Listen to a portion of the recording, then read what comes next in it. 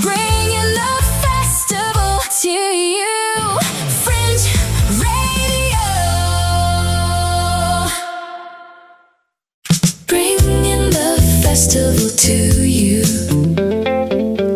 Fringe Radio. Hello again and welcome to the second programme, coming to you from Radisson Blu Hotel in the heart of Edinburgh. Yesterday we gave you a taste of what the Fringe is all about with a look at the history. Today it's the day where it all starts for real, and that means we'll give you a sample of the buzz in the capital as we take a walk along the famous Royal Mile, talk to random people who are here to present their shows to an audience from all over the world. Well, in today's show we meet up with comedian Gareth Mutch. Ask Elvis creator Mitch Benn is here at the Fringe with his debut show, talking about his appearance on the Steve Wright Show back in the day as Elvis. There's a chat with Grant Stott about the King's Theatre, which has finally reopened after a huge refurbishment, and lots more in the programme as well. And that includes plenty of music from people appearing at the Fringe, and one show that a lot of people are flagging up as one to see is a Kate Bush tribute called The Kate Bush Story, promoted by Night Owl Productions, who are regulars at the Fringe, and no doubt this song will be featured. Out on the winding, windy moors, we'd roll and fall in grief. You had a temper like my jealousy, too hard, too greedy. How could you leave me when I needed to possess you? I hated you, I loved you too. Bad dreams in the night. He told me I was going to lose the fight. Leave behind my walking through the high sea. It's me, I can't be, I come home, my so cold. Let me alone. Leave me. It's me, I can't be, I come home, my so cold. Let me alone. Ooh, it gets dark, it gets lonely on the other side from you. I find a lot, lost doing at you. Coming back now, cool Heathcliff, my one dream, my only master. Too long I roamed in the night, coming back to his side to put it right, coming home to walking through the high sea. It's me, I can't be, I come home, my so cold. Let me alone. Leave me. It's me, I can't be, I come home, my so cold. Let me alone. Let me have it, let me grab your side.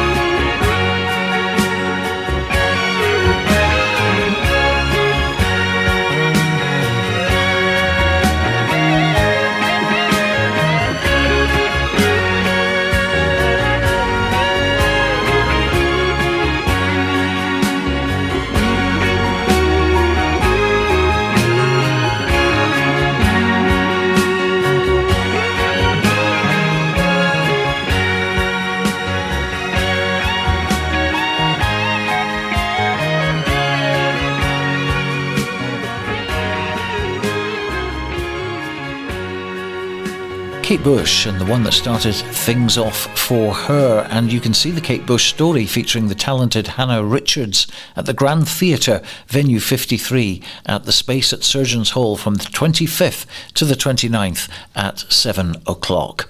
Well, that show will almost certainly sell out, and I'm pretty confident the next show will do the same. It's the Black Blues Brothers show, and they run right to the 31st of August at 5 o'clock every afternoon at the Underbelly and Mosaico Erranti, except the 18th. And earlier, I found out a little bit more about the show. Well, it's always one of the highlights of the Fringe when the Black Blues Brothers come to town, and thrilled to bits that Bilal has joined me in the studio today. A warm welcome to you.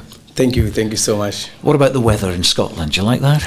It's like, it's a bit complicated because sometimes raining, sometimes windy, sometimes sunny, Well, the Fringe loves having you, and you obviously love the Fringe. Exactly, because it's an amazing place, to be here, and it's very nice. People, they like the show very much. I can say we have a very huge number of audience here, which they like us very well. So it's a very lovely to be here. Tell us about who's all in the Black Blues Brothers. First of all, as a group, we're coming from the coast of Kenya, 4 of us, because we are 5, and one of our colleagues coming from the capital city, Nairobi.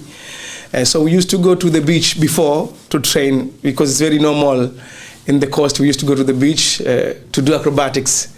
So at that point is a time whereby we start to do acrobatics while we were very young at that moment, and we grew up together until now. Well, I've been to Kenya. I went to the Safari Sevens there, which was about sort of 6 years ago, and it's a beautiful country. It really is. Thank you.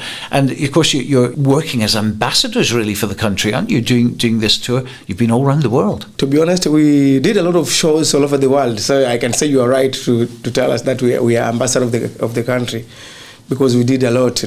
We perform a lot of shows all over the world. And how long have you been involved with the troupe? 12 or 13 years to be together. Wow. Yeah, and for this project we did now 10 years of the Black Blues Brothers, 10 years, that's a long time. Yeah, and of course, the energy that you put into that, you have to be absolutely super fit. How long can you actually go on, being part of it? Because it looks like a young man's game. Yeah, because we used to train a lot, to make ourselves fit. So I think if you make yourself fit, you do a lot of workouts, you do a lot of practice, so that you can maintain for the long time, The show is called Let's Twist Again, so there's a great music soundtrack, isn't there? Yeah, exactly, because we have different shows. We have the Black Blues Brothers shows and Let's Twist Again. So Let's Twist Again, it's like we twist the way of the show, the way of the music, but normally we use the 60s music, the 60s, which is very nice. People, they like it very much. So we come up with this kind of show, because it has a story, it has a storyline. Normally we do it in the theater or in the festival like this, but it has a story, it has a theme, because it contains love story inside the show. It contains a bit of comedy and acrobatics. And it really is very, very popular. I mean, you sell out. I mean, you've been here, what, 5 or 6 years doing the Edinburgh Fringe. Yeah, this is our 6th year to be here in the Fringe. Yeah. And the audiences love you, and you must love and feed off the audiences. Yeah, exactly. Sometimes they give us a lot of strength, a lot of power, because if you perform and you get a very good feedback from them, you enjoy the show. You are performing the show, but you enjoy it because they give you the very, very good energy, a very good feedback. So it's very nice. And I can say here, Edinburgh is it's a bit different if you compare to the other places, because here it's like they feel the show very much, and they're very close to us. We are not very far from the audience. We are very close to the stage. So they give you that psych. So you give your best, because they're just looking at you here. You look at them, you watch it. The eyes contact is very close, So you enjoy. You feel the audience very well. It's very important, isn't it, to challenge yourself for the future, because I guess you're a band of people who keep improving and keep testing yourself. Normally, it's about practicing. Just to practice. Let's say if we stop practicing, some of the things, they become very harder to do it, because you have to keep yourself fit. So when you keep fit every time, that is the time whereby you give yourself, let's say you give yourself to do for many years, because you keep yourself fit. Because if you don't keep yourself fit, you start to be like doing things with very heavy things. It's like you feel heavy, you feel to do like this, you feel your body is not moving, it's a bit difficult. But if you keep practicing, that's like you give yourself more years to do it. One of the highlights for the Black Blues Brothers was appearing at the Royal Variety Show. What was that like? Wow, like I said, that was amazing. It was very amazing, yeah. Because I remember it was the COVID time. Yeah, it was the COVID time, but we did it and people, they like it very much. It was amazing. I can say it was fantastic. yeah. Because that was an other experience, that moment. Now, it's venue 302, the McEwen Hall, that you're appearing at, which is a lovely venue, isn't it? A lovely venue. And I'm sure you've been down there already to check it all out. There's a big train on the stage, apparently. Is that right? Yeah, we already did the rehearsal. And it's very important, everywhere when we go, we have to check the stage first. They check the sound, everything, to be sure. Because most of the time when we have to start the show, like today we have to start the Fringe, but we are sure with everything. We already passed by, we check the music, we check our props, we check some of our little tricks. Yeah, so now we are ready to wreck the house. Ready to go. And you'll be working so hard because you've got no days off and you're going all the way through to the 31st of August. As I said, it's venue 302 McEwen Hall at the Underbelly. It's 5 o'clock when it all starts. We wish you all the best and thanks for coming in. Thank you so much. I can tell people that we invite them. Let's come and enjoy together. We are ready. We have to give our best. And always we used to say, the Black Blues Brothers, we keep the blues alive. Fantastic. Thanks very much. Thank you. Well, this is a world-class show bursting with energy, and you can see the Black Blues Brothers at the Underbelly and Museko Errante every day except the 18th at 5 p.m. OK, now we're going to have some fun as we head out along the Royal Mile, where earlier today I hooked up with one of my colleagues, Simon Walton, to talk to as many people as possible about their shows. So here's the first part of that as we channeled our inner Martin Brundle. So this is our first walk along the Royal Mile. We've got Simon Walton with me at the moment, one of my colleagues, of course. Simon, this is our first Royal Mile walk. It's going to be a bit pandemonium. It is, especially with you involved, Stuart, but we're going to get through it. Just you, me and... My name is Lottie Davis. Hello. Hello, Lottie. Tell us about your show. Well, we are doing Locomotive for Murder. We're at the Patterhouse on Chambers Street at 2 p.m. every single day of the Fringe. We are an improvised Agatha Christie-style murder mystery. It's chaotic, it's silly, but at its core, it is a juicy murder mystery. And you're in it? I am. I'm the detective for the next 2 weeks. Sometimes I get to be a suspect as well. That means that anyone can murder me in the audience. So I'm very tense in those shows. But thankfully today I'm the detective, so I'm safe. Lottie, when I'm not doing this, my day job is as Britain's foremost freight railway writer. So you've got to tell me what the Locomotive is all about. Absolutely, I will. So we are obviously paying homage to a very famous Agatha Christie show, an Agatha Christie book, excuse me. That would be the ABC Murders. Oh, of course, yes. So we made our very own Orient Express. However, our locomotive goes anywhere in the world. So we are departing from Edinburgh Waverley International Railway Station. We can go anywhere. We've been to Bangkok, we've been to the moon, we've been to Hull, we've been everywhere. So we don't know where the train is heading to. So fingers crossed we've got a freight line that you can tell us about that can get us somewhere. If you had a choice, where would it be going? Oh my goodness, do you know what? I think I go somewhere classic like Paris. I know it's only we already have that. We have the Eurostar, but do you know what? I'd have a great time. Is this your first Fringe? No, this is my 16th Fringe. 16th? I know, I'm older than I look. You don't look old enough. Thank you, don't. Stuart does. I do. Lies. Not for the first time today. Lies. This is our 4th Fringe doing the Locomotive, and yeah, my 16th Fringe overall as punter, performer, and in many terrible Amdram performances. But it's interesting because you have to actually get out among the people as well and plug it. I mean, it's a real art form. That's one of my favourite bits. So I fly for 2 hours every day and the show is only for 1 hour. So I have to love this bit almost as much as doing the show. So I have a great time shouting about it. Although I do need to make sure I have a lot of honey and lemon. I've got to ask the question, is there standard class and first class seating in the venue? Oh, absolutely. Unfortunately, the audience are all assigned to second class, third class or cargo.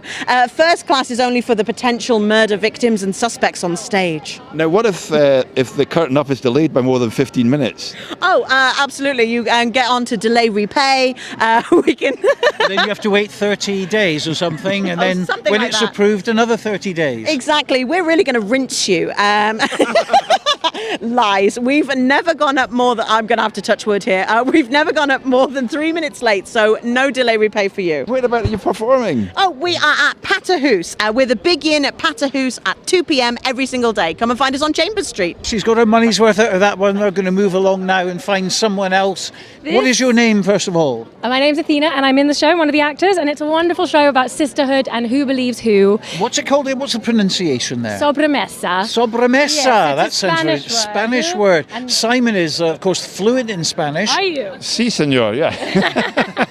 No, he's not. He's just come unstuck live on the radio. Okay. So tell us about the show. It's two sisters, Alma and Billy, who meet after a few weeks of being apart, and Billy has brought her boyfriend to dinner table. And I don't know if you guys have any in-laws or people you're not so fond I've of. outlaws. Yeah, okay, exactly. Well, I've bylaws. my character might have some of those after this because her boyfriend reveals some dirty truths, and the audience has to decipher what's true and what's not. And where can people see this? Gilded Balloon, 11:40 every single day of August, except for the 17th.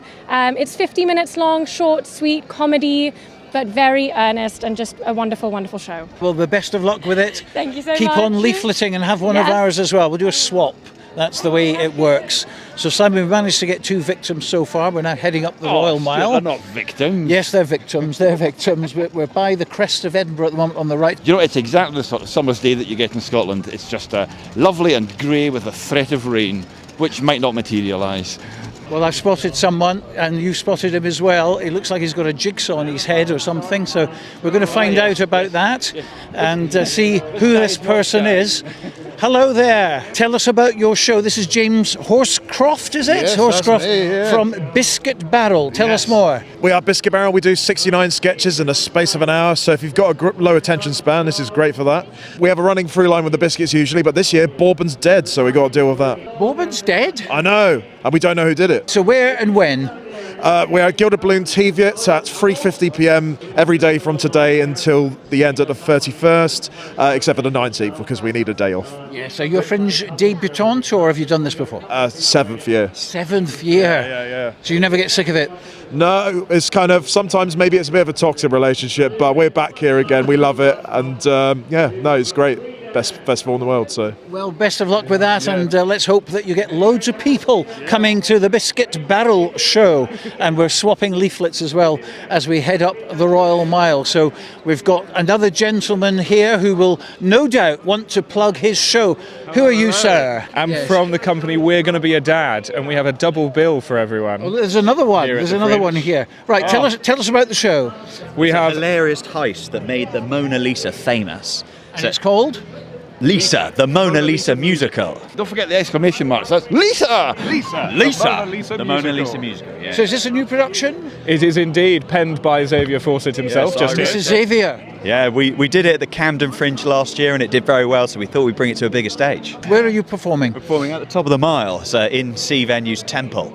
Aquila Temple, just at the top of the mile on the left-hand side. And it's what, the 5th to the 16th of August? Yep, so first 2 weeks of the Fringe. 2:55. We will improvise a biopic musical for you about any person of your choice. Right, okay, let's put that to the test. Simon, pick a person of your choice. They'll do a quick routine. Danny Minogue. Danny Minogue. Danny Minogue.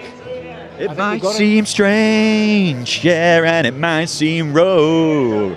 You can call me Danny Minogue. It's like she's in the room.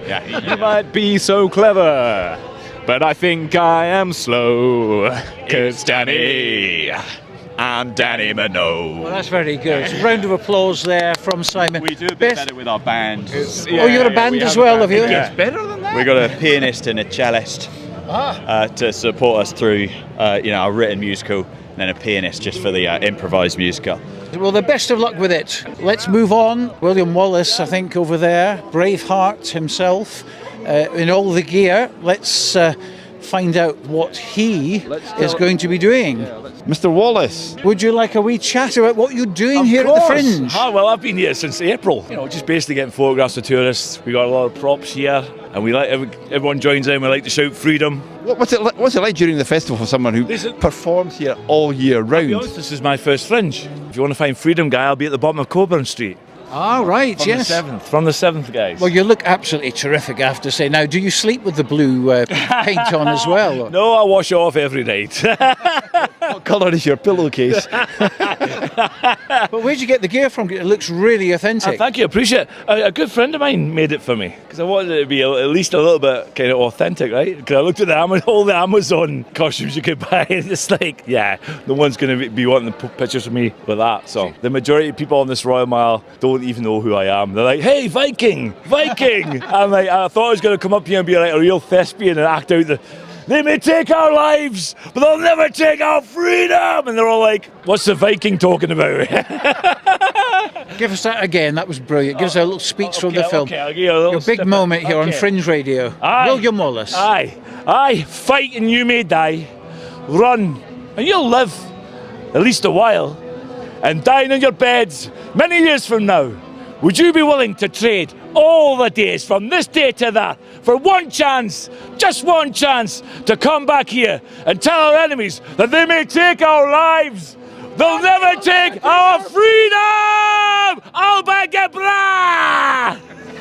That was absolutely brilliant. My years have gone now, but there we are. Anyway, all the best at the Fringe. Hope you enjoy it. Thank you so much, guys. Thank you. There we go. Have a great day. There's William Wallace himself. Not a Viking. Not a Viking. Bringing the festival to you. Fringe Radio. One of Australia's best tribute acts, the 64, make their Edinburgh Fringe debut with 70s jukebox. At the Assembly Rooms, Bijou, Venue 20, you'll enjoy powerhouse vocals, slick choreography, and full-on energy as the 64 bring you the best music of the 70s. They're relishing the opportunity to play for an Edinburgh audience for the very first time at 2:30 every afternoon from the 18th to the 30th of August. Get your tickets now at edfringe.com. I cannot believe he asked me to do OnlyFans. Hold on, let's talk about this. There's nothing to talk about. We're always complaining about money. Then get another job. I am not selling my body. I'm listening to me now. I'm good at this.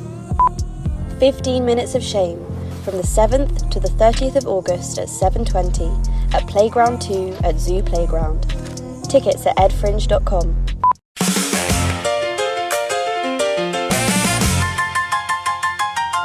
Black Blues Brothers, Let's Twist Again. Fringe favourites, the Black Blues Brothers are back. Expect a rock and roll jukebox, a train station, and lots of acrobatics.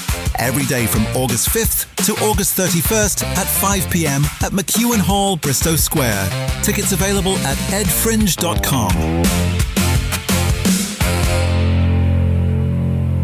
Print it, copy it at the copyandprintshop.com. Your printing is made easy at the Copy and Print Shop. We specialise in rapid printing services, leaflets, posters, brochures, banners, business cards and more. Collect your order at our Glasgow print shop or have it delivered wherever you are. Find out more at thecopyandprintshop.com. Print it, copy it at the copyandprintshop.com.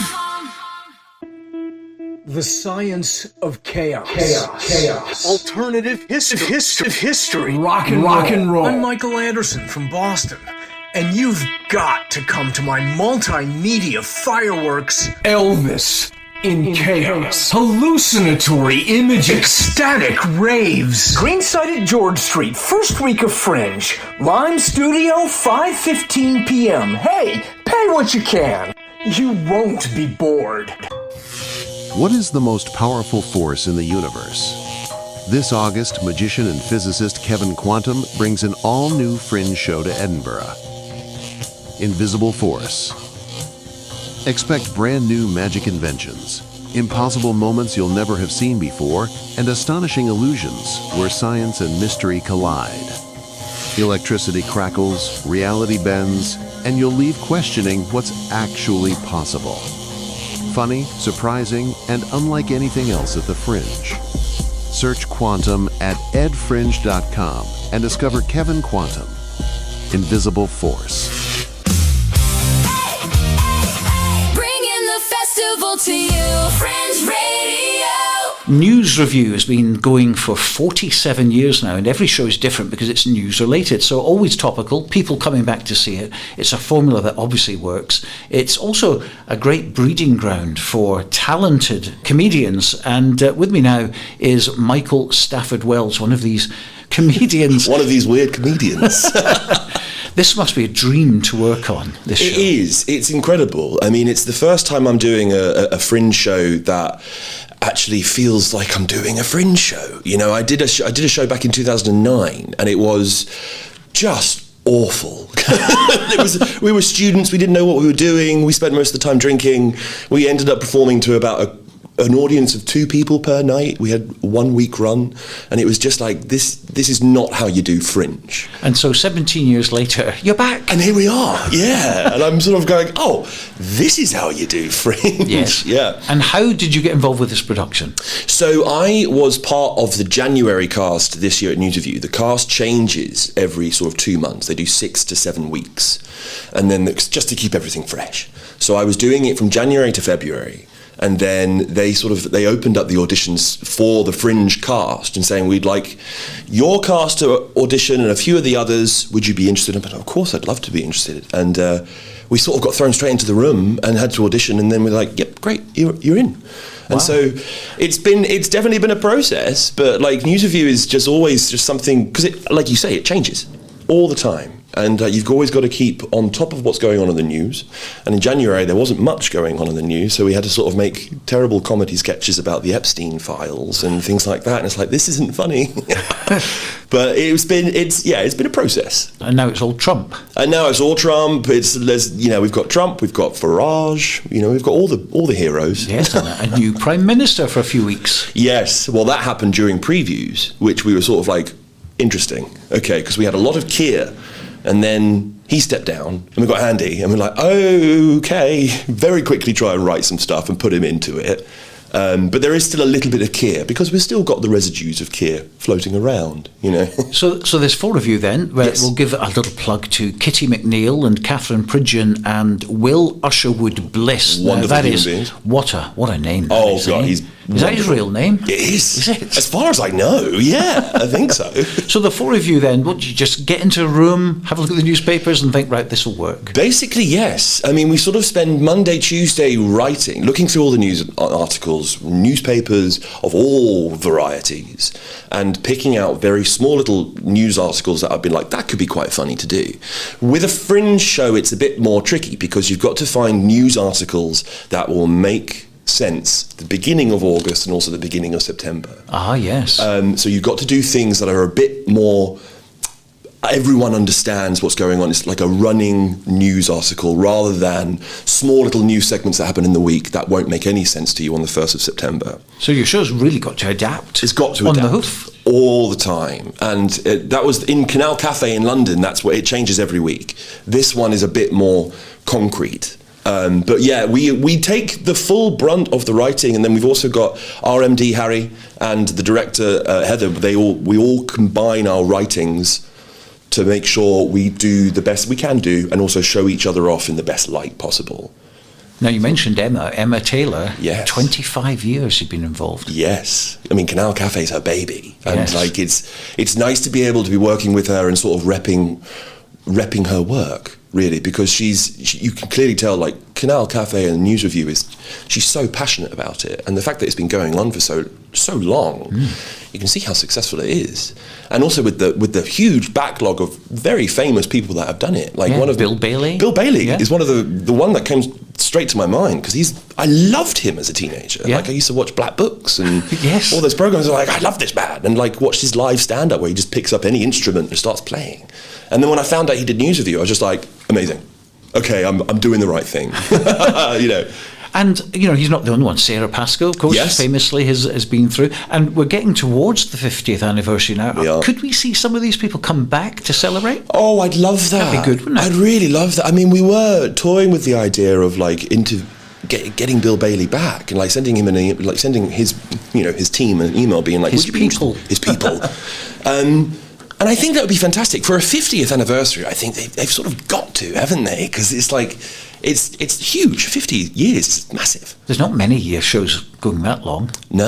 No, not really. Especially not in the West End where you got the third Mousetrap, and that's Mousetrap. Yeah, that's it. Really. Yeah. So it's a mixture really of sketches. Yes. Bit of music in there. A bit of music. Lots of comedy. Lots of comedy. Hopefully everyone finds it funny. Lots of parody music. So we take a lot of musical theatre numbers and also classic pop songs and turn them into silly political humour that hopefully everyone can enjoy. I mean, we do try and push the boat out and push some buttons, but don't try to be too offensive. And who? It's a family show. It's a family show. Yes, yeah, of course it is. Who actually has the best ideas out of the four of you? That's a fantastic question. I mean, I'm apart from yourself, let's knock you out for the. I feel like the cast are going to regret me saying this, but I'm going to say it's Will, without a doubt. That man, he is a non-stop creative machine. He comes in every day with like, oh guys, I wrote like 15 more sketches last night. Can we just read them? It's like, I wrote one last night. How did you write 15? But of course your one could be better than all his 15, couldn't it? Well, that's what, yes, I won't brag, but he is just a non-stop content machine, really. And then we sort of finalised the show and then we sort of put it into concrete, and then he turned up the next day being like, oh, I've got a couple more sketch ideas. And I'm like, Will, stop. So you're actually doing the whole lot, or all the way through to the 31st, apart from the 19th. You've got a day off on the 19th. That's our sleep in. And it's 6 o'clock at night, so it's not a bad It's not a bad time. It's really not bad. It's lovely to be able to have the full day, and also it's a 55 to an hour long show. So finishes at 7:30 and then we're done. And I'd imagine anyone coming to the early shows, they can then come back later on and you've got some brand new items. Well, hopefully. I mean, we're mostly going to be sticking with the same material, but the voiceovers are going to be changing because being the Fringe Festival, there isn't a lot of time to rehearse new material, and then also... Well, you're here 31 days, it must be time. You'd think, but it's sort of like, because we want to make sure we're not doing anything that's going to just flop. Yeah. And right now, all the sketches that we've got are golden, or in our opinion, are golden. The preview audiences love them. So we're like, let's not mess around with the material too much. Because I think the more comfortable we'll get with the show, the more we'll be able to play around with each other. But I think right now, and we've never really had that with News Review because it changes every week, like I said. So you sort of learn the material and then you do it, and then just as you're getting slightly comfortable, it's gone. Yeah. Whereas this one, because we've got 31 days, it'll be quite nice, sort of like on week 2. How's that joke going to land? How is Catherine going to deliver that line? It's just sort of, it's quite fun to explore. Yeah. So what about you then personally? You're obviously happy with the News Review at the moment, but as we've seen with Bill Bailey and Sarah Pascoe and others, a lot of people using it as a stepping stone to bigger things. Absolutely. And you must have ambition. I do have ambition. I do. I mean, I classify myself as a sort of like comedy character actor. So right now I'm sort of doing a lot of commercials, which is nice. And then my goal is to sort of go more into TV and film next year, and hopefully, and you never know what might happen out of this. Yeah. But it is just, I mean, I've been doing this since I was about 4 years old, like acting and being silly, and it's the only thing I really know how to do. So as long as I can pay the bills, I'm happy. Absolutely. Well, it's great to talk to you and have a little chat with News Review. I'll just plug it again for you. 5th to the 31st of August, except the 19th. And it's all happening at 6 o'clock, and the venue is? Pleasance Courtyard. Thank you very much. Thank you very much. What are you crazy? How in the hell can you say what you just said? I was talking to myself, shut the door and come to bed.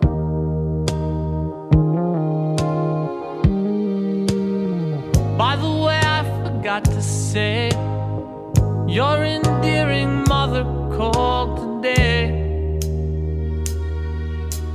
Did you see Lisa?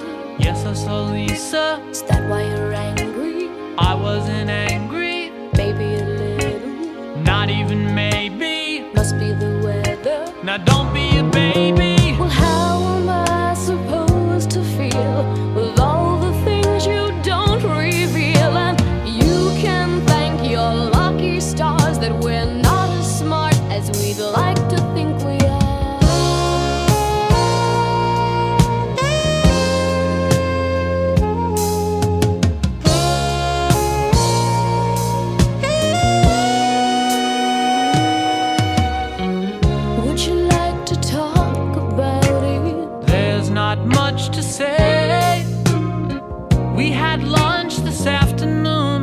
life's in disarray.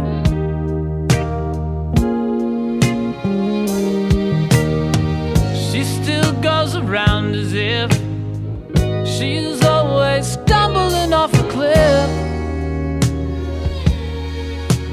Do you still wonder? What are you saying? Do you still wonder? Baby, stop playing. Really, I mean it. Can you forget her?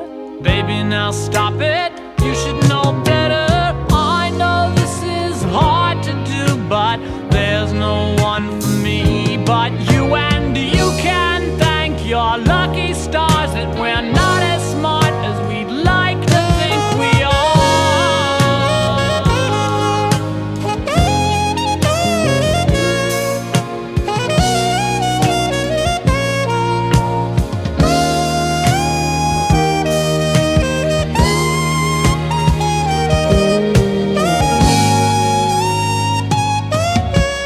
Baby, I'm sorry I was wrong. I have no alibis. I was acting like a fool and I apologize.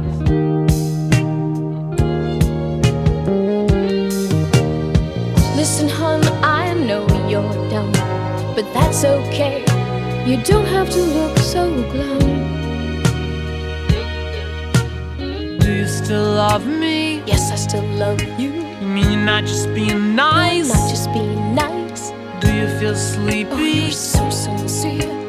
Yes, I feel sleepy. We'll slide over here, 'cause I may not be all that bright, but I know how to hold you tight. And you can thank your lucky stars that we're not as smart as we'd like to think we are. And you can thank your lucky stars that we're not as smart as we'd like to think we are. And we can thank our lucky stars that we're not as smart as we'd like to think we are.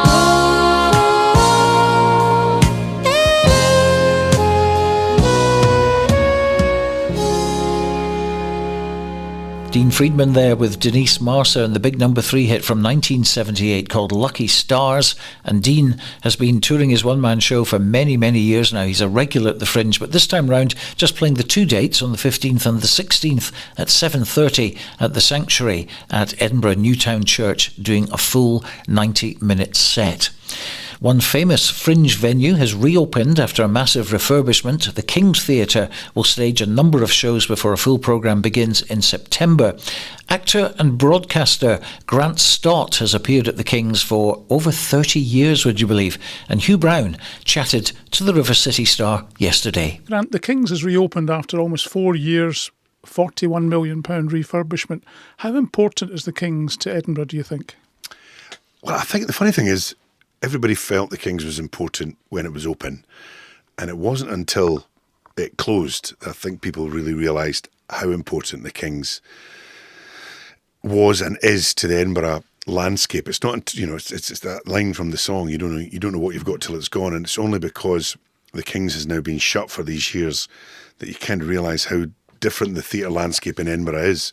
From my own point of view, it's massive part of my year, and it has been since the mid-90s really, and so to not be able to go there, to not spend time there, we've really missed it. And although it was lovely, we went to the Festival Theatre, we were lucky that Edinburgh had the facility under the Capitol Theatre's banner that we could just ship over to the other side of the Meadows every Christmas for the last 4 years. But to get the King's back is really exciting. I don't think it's really sunk in yet. We were there on Friday night to open it, and it was just brilliant being back in that building again and seeing people after the show using the new bars, the new space, all the space that was never used before. It was what they've done is they've brilliantly managed to maintain and retain the beautiful elements of the King's Theatre that we all know and love, and they've found all this space all around and brought it all to life. It's incredible what they've done. 10 wheelchair spaces, 3 new lifts, hospitality up to over 400. It is quite incredible, but for that sort of money, you probably would expect a good refurbishment and an excellent refurbishment indeed. Yeah, and there was always the question, you know, I was last in there in the building in January having a look around again to see how the progress was, and you're thinking, I don't know if this is going to be ready for August. This has got to be ready for the festival. I don't know if it will be, because it was still, still really, it was a big, massive building site. And I mean, when we launched the program to get the money to redevelop it, the budget was 23 million. And then what we had then was we had COVID, then we had the war in Ukraine when that affected materials. So we came out of COVID and we addressed the need to redevelop the Kings again. And it went up by something like 10 million in the space of 2 or 3 years, because everything had gone old. Also, the Kings had to, utilise that money to keep the business going. So it was in a terrible situation.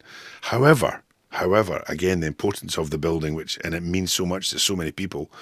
There were so many very generous people who got behind it, continued to support it, and not least the Scottish government, the UK government, and the council, because it was literally down to the wire. If the money didn't come in on that, and I remember that Friday afternoon, we were waiting. We had the deadline. I think it was 12 o'clock or 3 o'clock on the Friday afternoon, and if the promise of the money, and I think the last signatures were the council and the Scottish government. If it didn't come in, the keys were getting handed back to the Edinburgh Council and say, sorry, the building's now yours. You got to sort it. So it was as perilous as that, as to not going ahead. You were mentioning it's been part of your life for over 30 years. Babes in the Wood in the mid-90s, dare I say. You remember? Yeah. I do. And pantomime since 2006, Cinderella? Well, Babes in the Wood was my first one in 1994. And then I was away to Glasgow for 3 years. And then I came back in 98. You went to Glasgow? I did Glasgow. I did 4 King's pantos in Glasgow overall in the 90s. But kind of since, I think it was 98, 99 I came back. And then in 2000, 2001, that's when it really started, when it was Alan Stewart, Andy Gray and myself, and we found ourselves all on the poster for different reasons. But that began the journey that sees us where we are now with the three of us. And the sort of reinvention of panto in Edinburgh, I think, when it was all Scottish cast, all about Edinburgh, all about, the people. And then, the team between the three of us kind of organically happened in front of the audience, because, as I say, it was just accidental. They didn't put us in, let's put these three together because this will be a team. It was not like that at all, because I think we had Dorothy Paul in the middle, Alan Stewart, Andy Gray, they'd done Cinderella, then we did Dick Whittington, which is what I came into. And then that was it. We got on so well, me, Alan and Andy, 3 very different characters, 3 very different performers. But we got on so well, all the fun that we were having off stage began to spill on stage. And the audience really took to that. And they says, right, come back next year. And then come back next year and come back next year. That's how it goes. It's a strange beast, pantomime, because on the one hand it is scripted. On the other hand, there is a bit of room for ad-lib. And if something goes wrong, well, pros like yourself and Alan Stewart, legend in his own lunchtime, of course, are able to work your way out of it. Yeah, and it is. And people say that about panto and say, oh, have you got a script? It's like, yeah.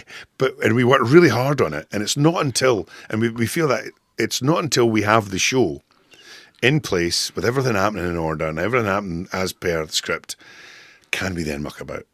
Because if you start mucking about when you don't really know the show, you're going to get yourself in all sorts of trouble.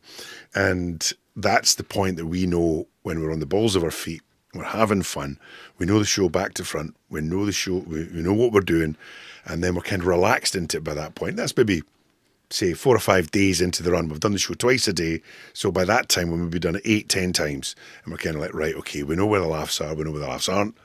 Let's really enjoy ourselves. And we don't intentionally do it, but when an opportunity arises to have a bit of fun with the audience, we'll grab that with both hands. One of the changes in the Kings, I believe, is that it was a raked stage. It had quite a sort of camber, but now I believe it's been flattened out. What difference will that make, do you think? It will make a huge difference for the rest of the year. The reason it was taken out was because it affected the shows that we could bring in. Because it was on a rake, we couldn't have dance companies. We could never have ballet. Because you're literally on it. And So that was a big part of it, to flatten it so we could attract extra shows.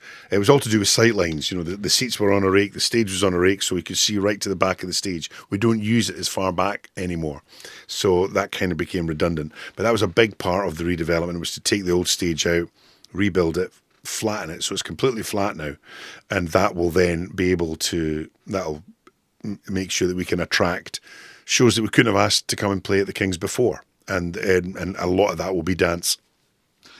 120 years history, the old lady of Leven Street. It sounds as if it's got another 120 years in front of it. She does now. There was a point where we weren't so sure, because there was a point where if this job didn't get done, it was almost going to be condemned, because certain parts of it were unsafe and not equipped for modern day productions and modern day shows.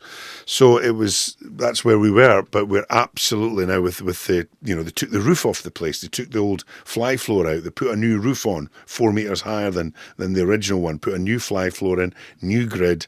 So the working conditions, guys used to have to go there and crawl almost across the beams on their hands and knees to fix things, to tie ropes, to do the likes.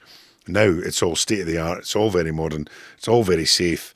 And as you say, equipped for another 120 years. So, yeah, and that's the thing. You go and take your seat in the King's Theatre, you look around and go, what have they done? Because from the auditorium point of view, yes, there are touches and yes, there are improvements. And there's a lot of technical shifts, but it's kind of what you don't see is where a lot of the money has been spent. But for me, what really stuck out was we had the 9 boxes on either side as you look at the stage from the auditorium. Bottom 3, middle 3, top 3. And the top 3 were used, certainly over the last 50 years, to put scaffolding and lights. And that's where all the lights to light the stage were. They've all been taken out. That's all gone now. And so the lighting has been, properly managed from other areas. And now those 2 walls, which have the boxes, are completely clear. And it gives you a beautiful view of the theatre that we've never seen for 50 or 60 years. And for me, it kind of took my breath away a little bit, because it's like the scaffolding and the lights hanging out kind of obscured that and cluttered that view. But now we see it as it was intended by the architects in 1906. And as it should be viewed. Although I don't think people will be sitting in the top boxes. The sightlines are appalling. But yeah, they've certainly got plans to use the old boxes and now the middle row, which they've opened up so you can have all 3 boxes as one seated area. It's very exciting all round. We're sitting here in the BBC in Edinburgh, and it would be remiss of me, even though we're on Fringe Radio, not to give you a chance to plug your shows on Radio Scotland, because you're going out and about, aren't you, during the festival? Yeah, I've not long returned to afternoons. This is, the 1st of June, I came back to work here after River City finished. So it was all a bit timely, but all a bit, quick as well. So I've been kind of finding my feet, getting back into doing daytime radio 5 days a week again. I haven't done that in about 10 years. So it's been a wee bit of an adjustment to my lifestyle and to my head. And boom, we're into the festival now, we're into the Fringe, and which is obviously when Edinburgh explodes. So as always, BBC Radio Scotland will be, reflecting that on our show in the afternoons. And we've got a couple of live shows that we're going to do on the Monday and Tuesday and the Friday of the middle week. I'll do the Monday and the Tuesday, Arlene does the Friday. And we're in the Spiegel tent sharing a bit of a space with the Edinburgh International Book Festival up at the where the old infirmary used to be. And so it's going to be a great spot, and live guests, front of a live audience. What can possibly go wrong? Final plug then, Panto this year at the King's? Panto back home at the King's Theatre, Pinocchio, and we're back in our old slot. We've got a 7.5-week run, and so we open on the end of November and run to the middle of January again. And if we thought it was special, the last couple of shows that we put on at the King's last week, I think the roof's going to get torn off the place when Panto returns. Pinocchio, oh yes it is. Oh no, it isn't. Grant, lovely to speak to you. Have a great time at the festival. Thank you, Hugh, and all the best with your shows as well. I'm sure it'll be great.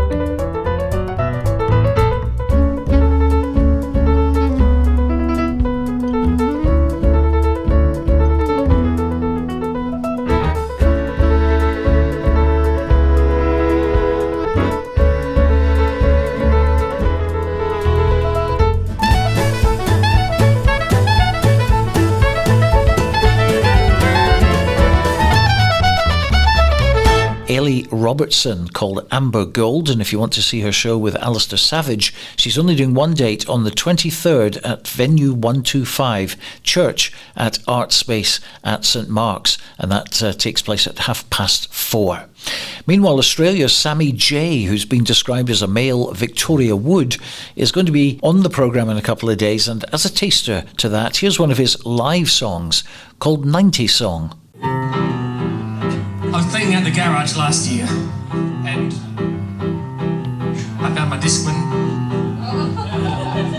You know what I'm talking about. And my 9-year-old asked what it was, which is gorgeous. And I said, it's an electric pancake maker, darling. And she shrugged and believed in me and walked away. So I wrote this song for my girls just so they can be aware of what they're missing out on, for those of them who didn't grow up in the 90s. You'll never know what it's like to rewind an audio cassette with a pencil. You'll never know what it's like to have to stand up to change the channel. You'll never know what it's like to let your fingers do the walking, or have a big book of maps balanced on your knees as you're driving your car, which was totally safe. You'll never know what it's like to make a reverse charge call from a payphone, and when you have to record your name, you say, Mum, I'm at the station, pick me up. So she gets a call saying, you have a call from Mum, I'm at the station, pick me up. And she knows what you're saying. Yeah, there's no way that she's paying for the call. You just saved 30 cents, and back then that could buy you a new bike or a 30-cent cone. So you have a birthday party at McDonald's, and a guy turns up dressed as a clown and gives you a hug, and everyone is cool with that. You'll never know what it's like to have to decide between the phone and the internet. You can't have both at the same time, because they both use the same cord, so you have to choose which one to use. And either way you're sitting in the kitchen and your sister is there saying, hurry up, I wanna check my Hotmail. Then you hear 2 beeps and your girlfriend says, sorry, I've got a call waiting, I won't be long, so you keep holding on.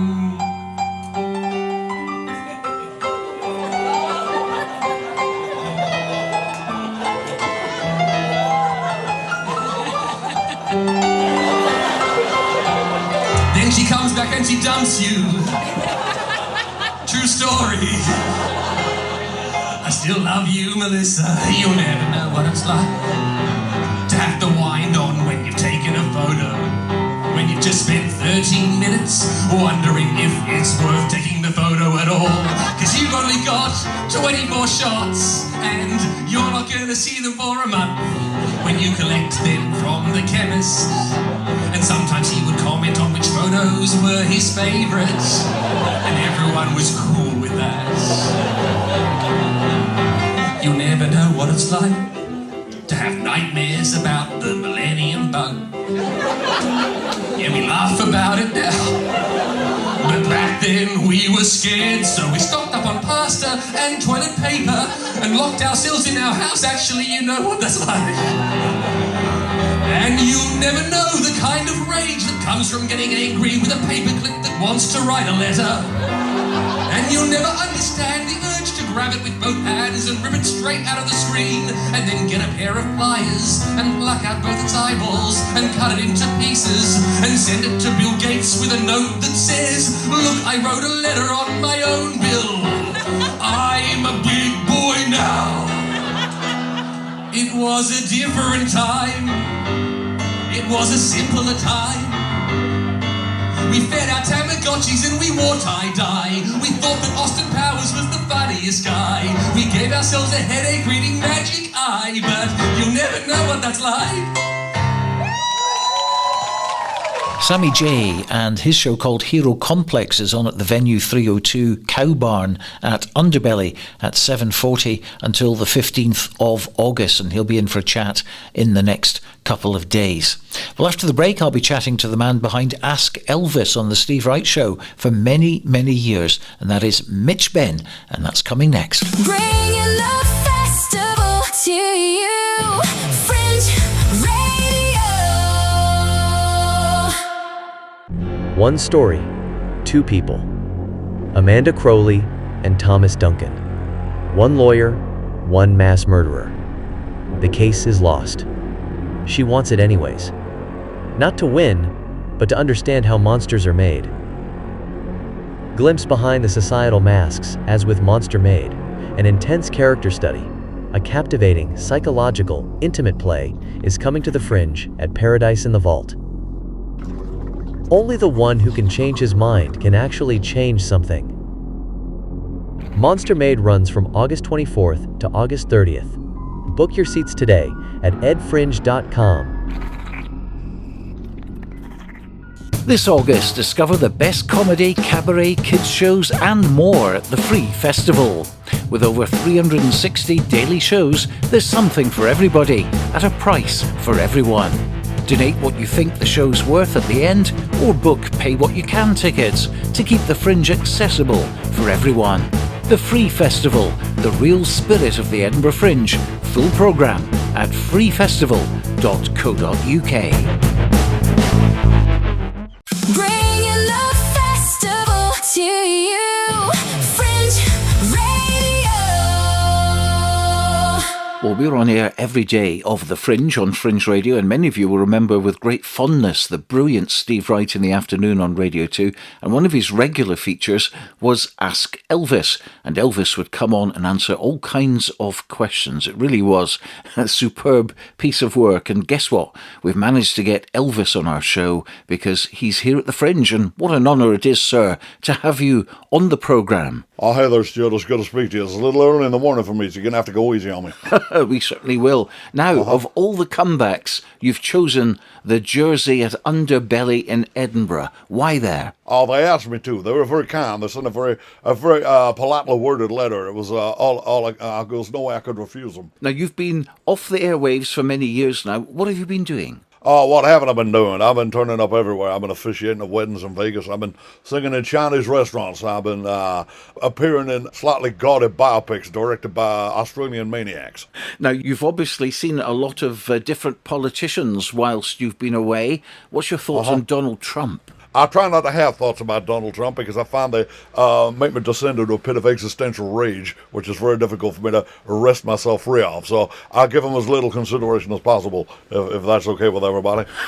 If you were to give any advice to any of these young, talented people here at the Edinburgh Fringe, what would it be? Get everything in writing and don't leave town without your money. Very good advice indeed. Well, that's usually where we would hear Steve Wright cut in and end the Ask Elvis session until the next time, and it was one of the most popular segments of the Steve Wright Show, and of course no one knew who it was starring as Elvis. That is until now, because the man behind Ask Elvis is Mitch Benn, and we can now talk to you finally out of character as yourself. So Mitch, you must have had some great fun working on the Steve Wright Show. It was wonderful, and it was a very, very memorable period of my life, and it was, at the time, as you can imagine, it was both exciting and very rewarding and slightly enervating, because it became apparent quite early on that this is probably everybody's favourite bit of the show, and it was, I think, by some measure, the most popular show on British radio.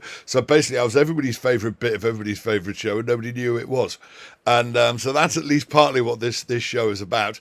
But it's also memorialising. It's not really memorialising Elvis, because Elvis doesn't need to be memorialised. As I say in the show, everybody already knew the basics, and then Baz Luhrmann's movie came out and everybody knows all the details. But it is at least partly about memorialising Steve. I mean, one thing people, I think, don't really appreciate is just how long, in one form or another, Steve Wright in the Afternoon was on. It was on for over 40 years. It started on Radio 1 in 1981, and then it ended on Radio 2 in 2022, which is insane when you think about it. So it's partly a sort of a tribute to Steve and what he achieved with that show, but also just, sharing the memories of what a good and in many ways very weird time it was being a part of that show. And what a loss as well. I mean, as an entertainer, as a DJ, and as a friend as well, because we all thought he was our friend. You, of course, knew him personally. I kind of knew him personally, but I mean, he was a very professional guy. We had a great relationship in the studio, and that was kind of the end of it. We didn't, I didn't really know him in his private. He was a very, very private guy in that respect. That's one of the things that everybody said after he went, and that's something, a point I make in the show is, bizarrely, it was after Steve died. And when Steve died, I was in the process of trying to get hold of him because I'd had the idea of maybe trying to resurrect Ask Elvis as a podcast, which I may yet do. Because one thing which has become apparently clear is it's well over 10 years now since we stopped doing it. And yet people are still have this very, very fond memory of just that bit, just that little semi-regular bit that we used to do. So I was actually in the process of trying to find him because, of course, I didn't have any personal contact details from him. All the guys who were the producers on the show when I was on it, they've all long since moved on. So I just couldn't think of a way of getting hold of him. And then, unfortunately, very sadly, I was in the process of trying to get hold of him when the news broke that he'd left us. But oddly enough, that made me feel slightly better about the fact that the show had been finally cancelled about 18 months before he died. I think it came as a great shock to everybody that the show got pulled, because it had just literally been there for so long that most of us couldn't really imagine a world without it, But I grew up with it as a teenager. I listened to it when I was a student, and then, obviously I was on it, when I was in my 30s and 40s, and then, we all just took it for granted. I think that it had always been there. We couldn't just imagine the afternoon without him. But weirdly, like I say, it made me feel slightly better that it had been cancelled, because it's always a bit galling when somebody dies and you suddenly get this great outpouring of love and tributes to them. And you do find yourself thinking, you couldn't have said any of this while they were still here. They probably could have done with hearing this. But of course, when the show had been pulled, there had been an outpouring of love and tributes for Steve. So I felt slightly better about the fact that he had actually got to hear all of that. So, he had been told how respected he was in the industry and how beloved he was by the public before he went, which is not something that happens to many of us. So, and it was interesting as well, because I saw him, the one and only time I saw him was actually at the Edinburgh Fringe, when he was working and doing his programme live, and he had all the features on, and the guests were there as well, and all the people that was surrounding him, and to actually watch him at work. Even if it was in a live situation, so it was slightly different. It was an education. It really was. But as you say, he was so private, and he would come on literally 5 minutes before, warm up the audience, go away, and that was him. He just wanted to keep himself to himself. Absolutely. Although he did used to put some long hours in during the making the show. I mean, that's something that's worth pointing out, is that the show would be on from 2 till 5 p.m., as everybody remembers. But he'd been in there since 9 a.m., prepping bits and, editing bits, and he would personally edit. They'd sometimes get celebrity interviews in early in the morning so they could cut them down and then slot them into the show, And so he'd be in there from like 9 a.m. every day. So he used to put in like 8 hours just to do a 3-hour show. And he used to work incredibly hard on the show, and he had an absolutely unerring instinct for what made it work, which is one of the things that made it easier for me to swallow the idea that we were never going to tell anybody who it was.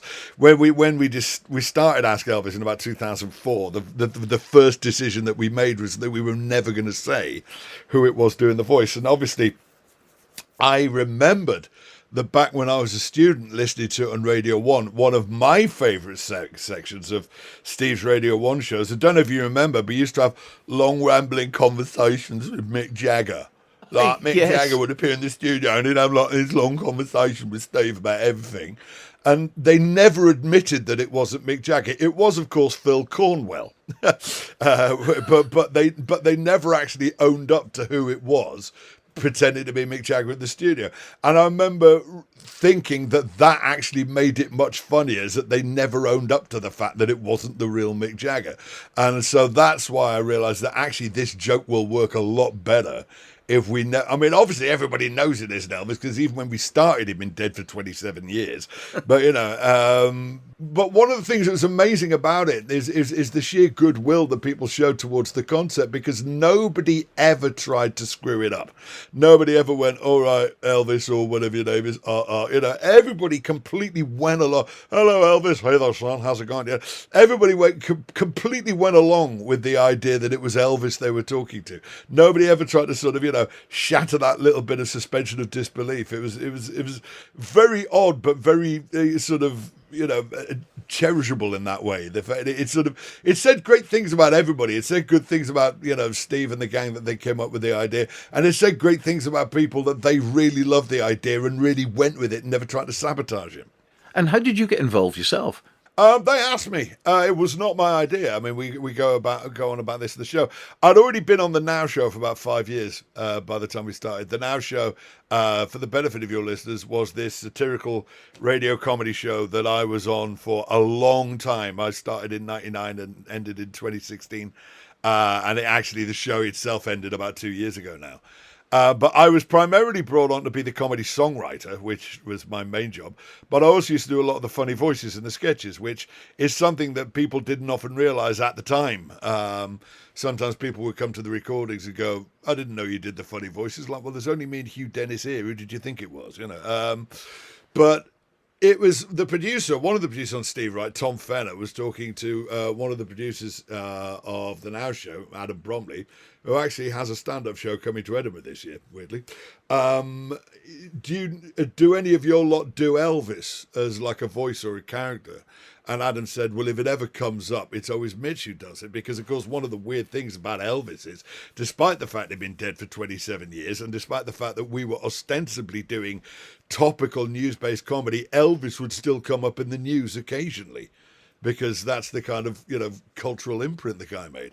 So, yeah, it was a voice that I would always do if it ever came up. And so they'd had this idea for this semi-regular bit, Ask Elvis, where the audience would phone or email or write in with questions about anything, and Elvis would always know the answer. I don't know whose idea it was. I don't know if it was Steve's or Tom, the producers, or maybe Tim Smith's. I don't know who it has specifically had the idea, but I know they'd already been looking for an Elvis for quite a while. I know at least Rob Brydon had turned them down because he was already too big a deal, I guess. They probably asked Peter Serafinovich, because why wouldn't you? I've actually got quite a few gigs that Peter Serafinovich has turned down over the years. And then I know they also asked a couple of professional Elvis impersonators, but a lot of them don't really do the speaking voice, they just do the singing voice. And also, with the best will in the world, not many of them have got the kind of background in comedy and improv that I've got, where you can just get into character and stay in character and go off on one. So it's they asked me in, so I went in and did a couple of trial ones, and they just laughed all over themselves. And I thought, all right, this is going to work. And then they said, all right, we're going to do it, but we're never going to say who it is. And I, at the time, thought, yeah, okay, I could accept that. As it's bound to do me some good will come of it, even if it's only a slightly ropey concept for a Fringe show in 20 years' time. So and that's it.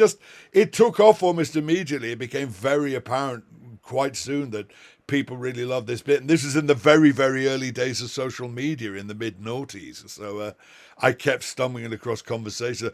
Have you heard that Elvis bit on Steve Wright? Who is that guy? He's brilliant. And I'm like, biting me thumb at him, and I never said anything. And I never let it out. I mean, there were people who figured it out, and part of the show is about that: who figured it out and how. But we never on air admitted until actually just before the show was cancelled.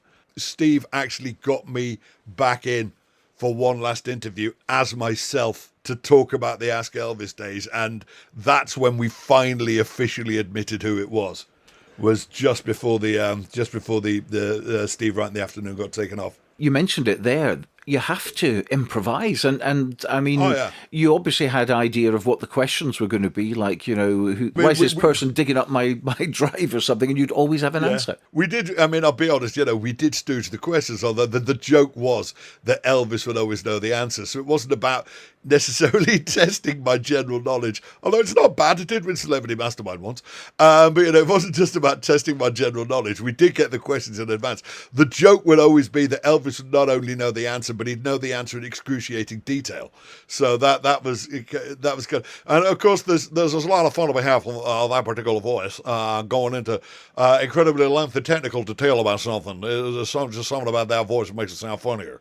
Again, it was a good use of various skills that I developed over the years, I think. You know, it's not like I'm the only person who could possibly have done it. There's all kinds of people who could possibly have done it, but there's probably not many people who could actually have done it. And certainly I just happened to be the one they found. I was the one who was already in the building, to coin a phrase. So you're at the Fringe in Edinburgh right up to the 31st. So it's the complete run. I'm doing the whole thing, baby. I'm there the whole time. Apart from the 18th, what's happening on the 18th? That's just your one day off. You need one day off.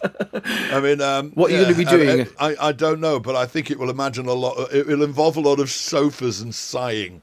No, basically, it's a very important thing, because one of the problems that nearly everybody gets at the Fringe is your voice starts to go, because it's, you know, you're doing the show day in, day out, essentially for a month.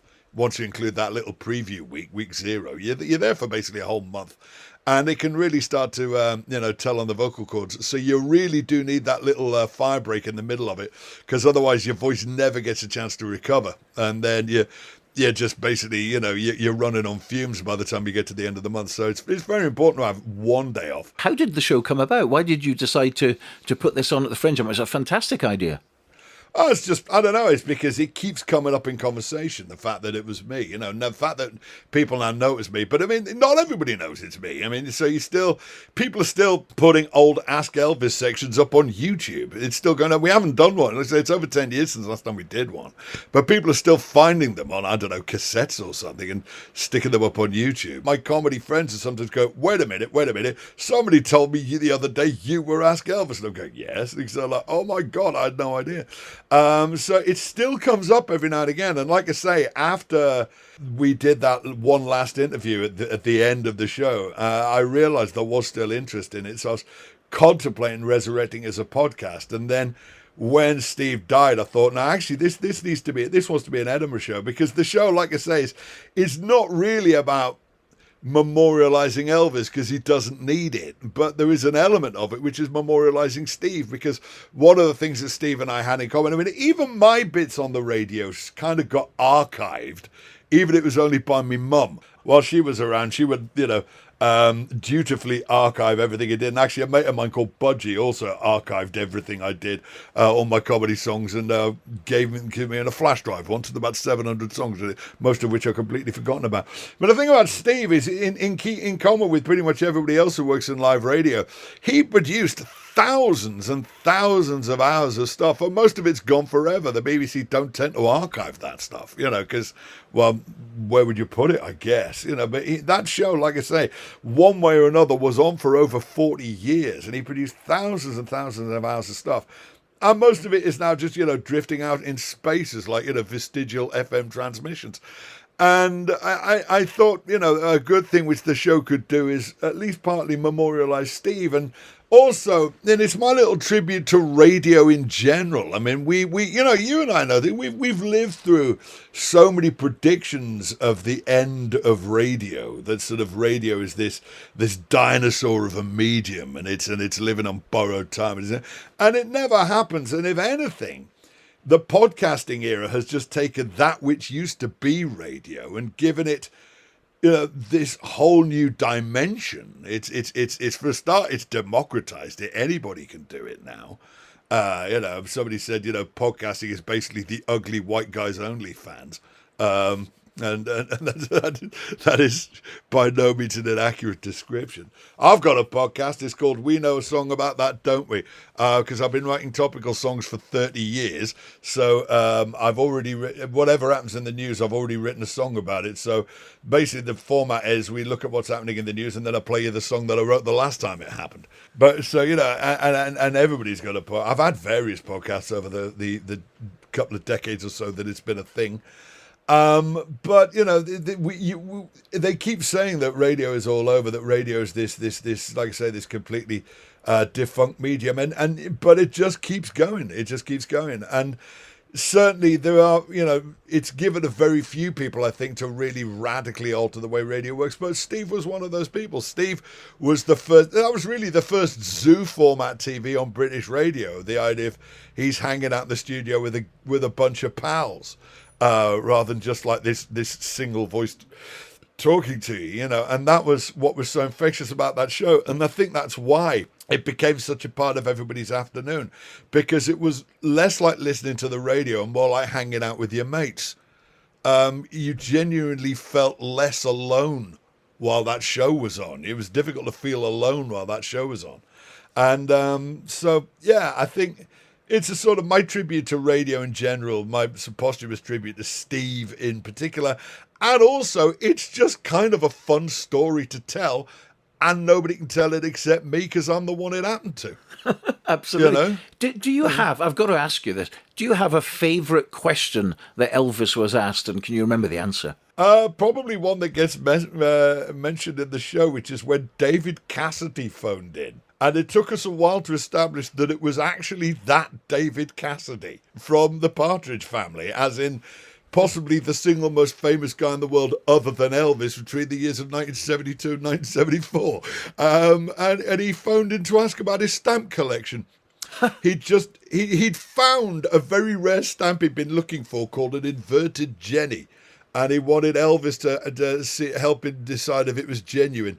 And Elvis told him, don't worry about it, David. Even if it's not real, everybody knows imitation is the sincerest form of philately. So, yes, but that was probably my single favourite question of all time, is when David Cassidy phoned in. And I had a long conversation with the late David Cassidy. I should add, if I may, if you go to mitchbenn.com, my website, and follow the links to Ask an Elvis, if you are coming to see the show, there is a form where you can submit questions. And if you tell me what day you're coming, then Elvis will answer your questions during the show. There's also a QR code on the flyer to get to that form. So if you're coming to see the show, submit a question on the form, tell me what day you're coming, or Elvis will answer your question during the show. Well, look, Mitch, it's been a real pleasure. I mean, the time has just flown by. Brilliant stuff you've done in the past, brilliant stuff you're going to be doing now and into the future, and thanks for being our guest. You're very welcome, Sean. Thank you very much. Bringing the festival to you, Fringe Radio. I cannot believe he asked me to do OnlyFans. Hold on, let's talk about this. There's nothing to talk about. We're always complaining about money. Then get another job. I am not selling my body. I'm listening to me now. I'm good at this. 15 minutes of shame from the 7th to the 30th of August at 7:20 at Playground 2 at Zoo Playground. Tickets at edfringe.com. I want to tell you a true story.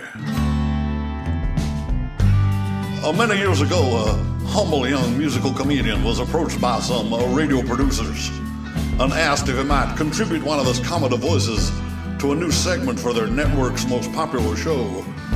For many years, this young man delighted in answering questions from people all over the world and bringing a little simple joy to his troubled land, while all the time, nobody knew who he really was. But now his story can finally be told. Mitch Benn is Asking Elvis, coming soon to a theater near you. Thank you very much. This August, discover the best comedy, cabaret, kids shows and more at the Free Festival. With over 360 daily shows, there's something for everybody at a price for everyone. Donate what you think the show's worth at the end, or book pay what you can tickets to keep the Fringe accessible for everyone. The Free Festival, the real spirit of the Edinburgh Fringe, full programme at freefestival.co.uk. One story, two people. Amanda Crowley and Thomas Duncan. One lawyer, one mass murderer. The case is lost. She wants it anyways. Not to win, but to understand how monsters are made. Glimpse behind the societal masks, as with Monster Made, an intense character study, a captivating, psychological, intimate play is coming to the Fringe at Paradise in the Vault. Only the one who can change his mind can actually change something. Monster Made runs from August 24th to August 30th. Book your seats today at edfringe.com. Bringing the festival to you, Fringe Radio. Well, earlier you heard Simon Walton and me strolling down the Royal Mile, and while most people try to avoid getting leaflets thrust in their hand, we're the opposite. We want to hear about the shows that are being leafleted. So here's part 2 of our Royal Mile walk for the day. We're coming to that Spanish guitar. You can probably hear it in the background now. Tune, but I can't place it. Well, he's very impressive, this guy. Anyway, so let's get a bit closer. We'll hear a bit of music from him. This is Michael Ambu.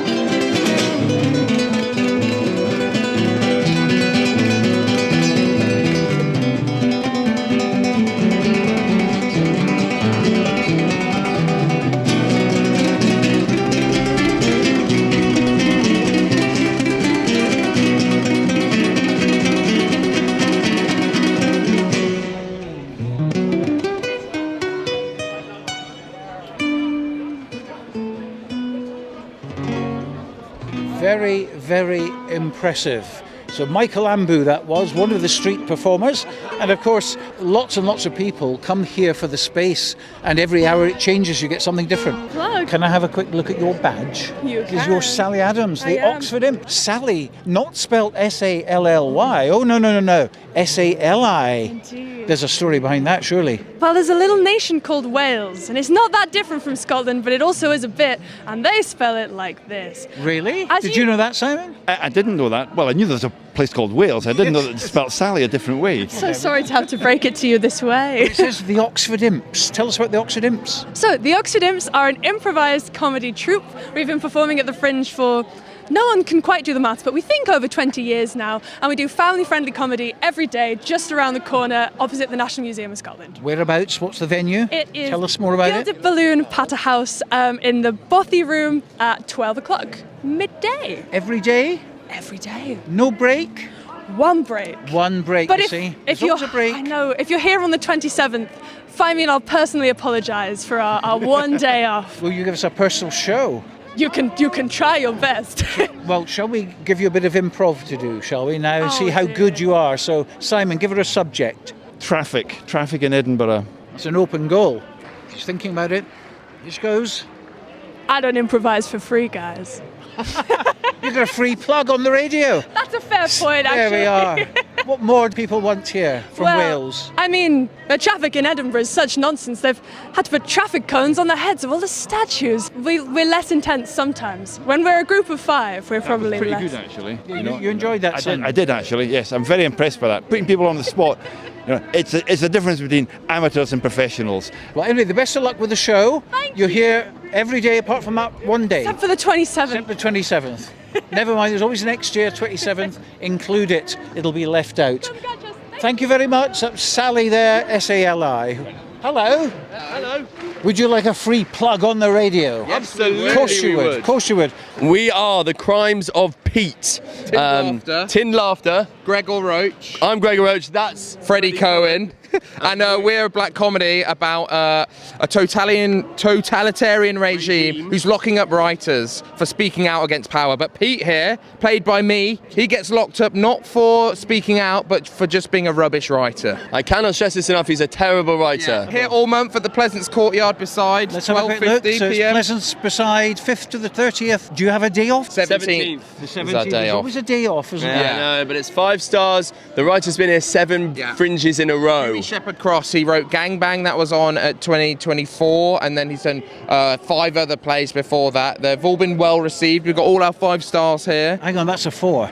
Well, we have 2 4. 5s and a couple of 4s. We've even got a couple 1s somewhere. Really? We tack them onto our 4s and just make them 5s. Very good, very good. But you're always open to constructive criticism. They're the funnest ones to read, I think. We want you to heckle during the show. No. Now, who do we have here? You're wearing an Adelaide Fringe top. I'm from Adelaide. I work for Adelaide Fringe, and I'm an artist as well. So tell us about Meteors, which is your show. So Meteors won the $10,000 Create SA Award at the Adelaide Fringe Festival, and we've brought it all the way over here. It's about grief, mum, stars and lasagna. Me and my best friend, we both lost our mothers in our early 20s, and it's all about what it is to grieve as a young person. But it's a lot of fun. It's all about... dark comedy, is it? Yeah. It's about how grief can also be awkward and funny and embarrassing and a full spectrum of emotion. So is this your first Fringe? Yeah, it's my first time here, What do you think of it so far? This day one? Yeah, I still feel like I'm absorbing it and like taking it all in, but it's such a great place to be. I'm enjoying it a lot. And we've got better plug where you are. It's at summerhallarts.co.uk, venue 26. You're on from the 6th to the 31st, excluding 17th and 24th. But you're on at 9 o'clock. Yep, we're the last show of the night, so finish your night with us. This is your first time here. Yeah. What are you hoping to get out of the Fringe? Just to like meet lots of people, get to know. I want to take back some knowledge to Adelaide Fringe as well, and try and be the biggest arts festival in the world. We'll take over from Edinburgh. I don't know if that's a threat or not, but I'm sure you'll do well. Yeah. But well done anyway for being here, and Great. the best of luck. Thanks so much. Have a good day. There we go. And there's another one over here. Someone else, of course, giving out leaflets, and I will take a leaflet. It's Locomotive for Murder again, isn't it? Yes, it is. I think you've already spoken to my Yes, friend. but I'll speak to you as well, because we'll bookend this piece, because we started with this, and we're going to end with the Locomotive for Murder. Are you in this play as well? I am as well, yes. Yeah. Yes, it's a very exciting show. It's mostly made up by the audience. We get a lot of audience suggestion for the characters, so our 4 passengers on the train will be based on audience suggestions and where we're going, who dies, and the only person who knows who did it is the person who did it, and we find that out during the show but via some tickets. So only the guilty person will know that they're guilty, and it is the audience's job to work out who done it. Well, it sounds a lot of fun, and we wish you the best of luck with it. That's double plug for Locomotive for Murder, the Gilded Balloon, Patter House, 2 o'clock at the Big Inn, 5th to the 31st of August. Any days off? No, we've got a lot of people in the cast, so it will be a rotating cast. So every day truly is completely different. Every show is different, the detective is different, our passengers will be different, so every day is completely different. So please come and come again. Brilliant. Thanks very much for your time. There we are. That's another young lady from Locomotive for Murder. Oh, there's someone else wanting a plug here. This is It's Endometriosis the Musical. I'm glad you said that, because that's hard to pronounce. I know. She's a long word, but she's a comedy as well. Okay, tell us about the show. You're obviously in it. What is your name? My name is Emma. And I'm Beth Ann. Emma and Beth Ann. Yes, we're here representing Endometriosis the Musical. It's a comedy that follows Jane, our protagonist, figuring out what's wrong in her health world. And we're in a business world too, right? That wants to put women down, and we're not about that here. We're not about that in Endometriosis the Musical. You're in full acting mode there. Full acting mode. She's trying her hardest. She really is. She really is. But if you're interested, if you're interested in women's health and supporting women and believing women, then this musical is for you. We also, I would argue, have one of the most impressive quick changes that you're probably going to see at any Fringe festival. Yeah. Really? Tell us about that. Yeah, we have tons. We're all playing lots of different characters, right? So if you're looking for a doctor, if you're looking for a businessman, if you're looking for an investor, if you never know what's going to pop out. We keep you on your toes, keep you guessing. Okay, quick plug, where and when? We are at 4 p.m. at the Dune Stairs at the Patter House at the Gilded Balloon. Absolutely. I'm taking a leaflet off you. Do you have many people refusing your leaflets? You know what? Not anymore. Absolutely not Are anymore. you threatening them? Yeah. Absolutely. Sometimes you gotta use a strong arm, you know. Exactly. When we ask And where are you from, girls? We are from the States. We were rehearsing in gathered DC. that. Whereabouts? Yeah, we were rehearsing in DC, so that's where Washington, we were based. DC. Yeah. And this your first Fringe? For me, yes. Not for me, but... What do you think so far? It's day one. Hey, it's day one. I was here 8 years ago, so it's so nice to be back. Yeah. And it's just gotten bigger. And day one, everyone's lovely. Oh, absolutely. And The the weather's people want to divine. see some theater, you know? That's all we can ask for. The best of luck with it, and we hope to see you again. Thank you, Stuart. Take care. Bye-bye. So there we are. That's our first visit to the Royal Mile with Simon, who's disappeared now, of course. He's gone off to one of the many shows that he'll be seeing over the next 28 days. Can you believe it? So that's the Royal Mile Fringe walk over for today. We'll do another one tomorrow.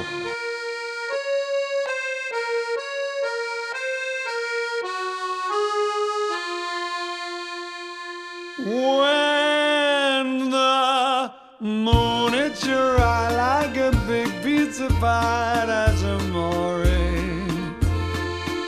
When the clouds seem to shine like you've had too much wine, that's amore.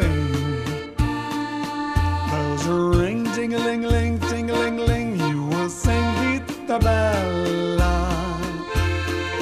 How to play tippa-tippa-tay, tippa-tippa-tay like a gay tarantella. When the stars make you drool just like pasta pencil, that's amore. When you dance down the street with a cloud at your feet, you're in love. When you walk in a dream, you know you're not dreaming, signore.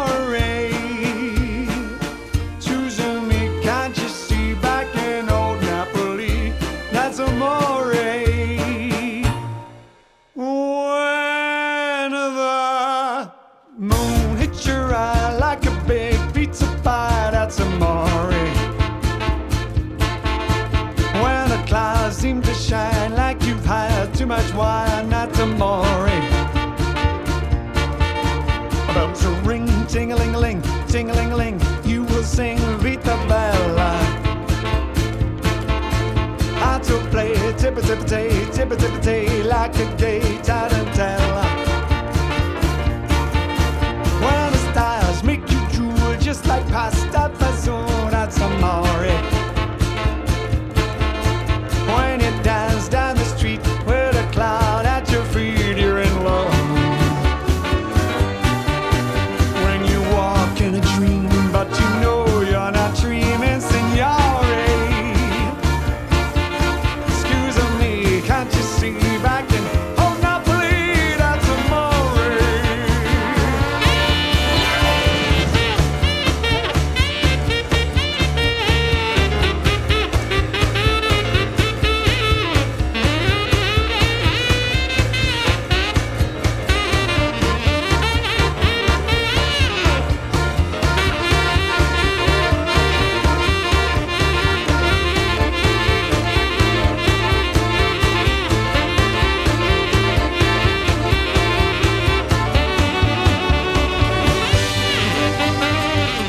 When you walk in a dream, but you know you're not dreaming, signore.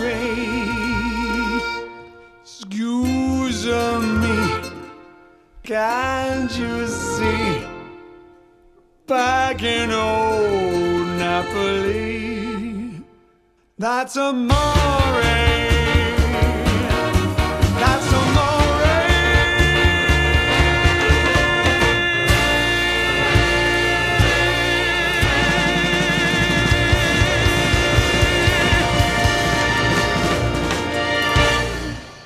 Grazie. That's Amore, made famous by Dean Martin and performed there by the Jive Aces, who you can see at various venues on the 24th to the 26th. They've played all over the world. They've been on Britain's Got Talent as well. The Roots of the King is the name of their show, and you can check out the edfringe.com website for details of venues and times. But after the break, I'll be joined by a very funny man from Scotland. His name is Gareth Mutch. Bringing the festival to you. Fringe Radio. What is the most powerful force in the universe? This August, magician and physicist Kevin Quantum brings an all-new Fringe show to Edinburgh. Invisible Force. Expect brand new magic inventions, impossible moments you'll never have seen before, and astonishing illusions where science and mystery collide. Electricity crackles, reality bends, and you'll leave questioning what's actually possible. funny, surprising, and unlike anything else at the Fringe. Search Quantum at edfringe.com and discover Kevin Quantum, Invisible Force.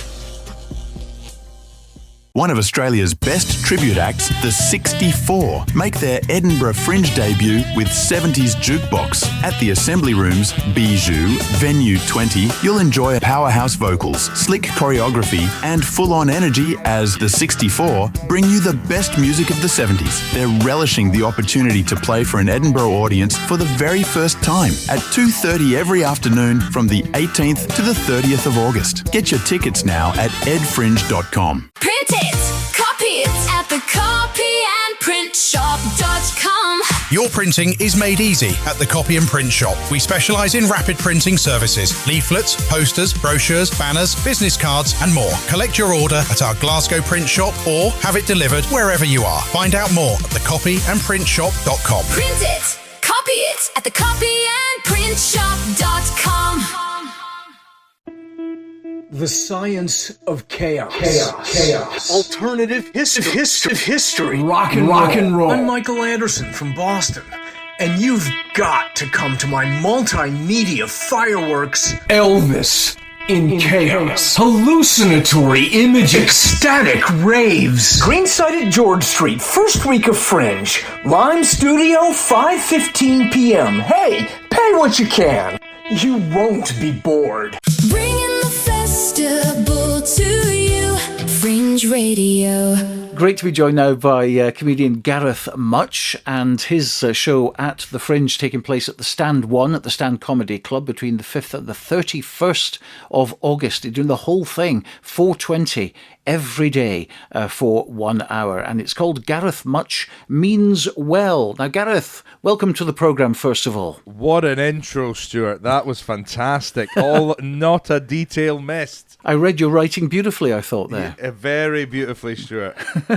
So how did you come up with the title? The title every year is a bane. I always overthink it and always worry about it. And the sort of comedy I do and the sort of stuff that I find myself talking about every year is kind of these sort of self-deprecating stories where I go in with good intentions, but I mess it all up somehow. And I just think Means Well was a nice blanketed term for kind of what my life is. People, after I go into a room, I make everyone feel weird and uncomfortable, completely on accident, and people mutter, he means well. What is it about the Fringe, though? I mean, everybody absolutely loves it, and comedy stars and people setting out in comedy, it's like a magnet, isn't it? They're attracted to the Fringe. Yeah, it really is just the best time, you know? Like, there's so many comics that do it, and there's so many comics that couldn't get the sort of audience that they can really get in the Fringe. Like, the Fringe is a completely separate beast to anything else within comedy. Like, you could sincerely have one person on one night, and then the next night, a packed room. There's no rhyme or reason to it. There's no sort of route to success, but it's exciting, you know, and the fact you get to do it every day.